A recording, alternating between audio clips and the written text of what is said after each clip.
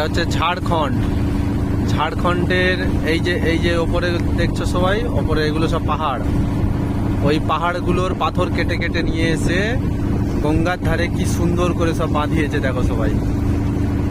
এই দেখো পুরোটাই পাথর, এগুলো সব পাথর। পাথর কেটে কেটে সুন্দর করে পাহাড়গুলো বানিয়েছে। এপারেও দেখো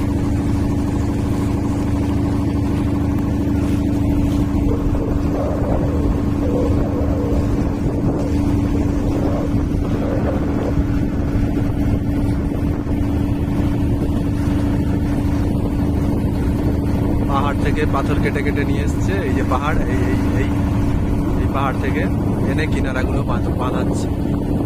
হেবি সুন্দর করে বাঁধছে। এই দেখো সব পাথরগুলোকে কেটে কেটে পিস পিস করে লাগিয়ে সিমেন্ট বানিয়েছে। বন্ধুরা সবাই দেখো, এখানে সব পাথর কাটা কাটা দিয়ে কি সুন্দর করে গঙ্গার ধারটা বেঁধে রেখেছে।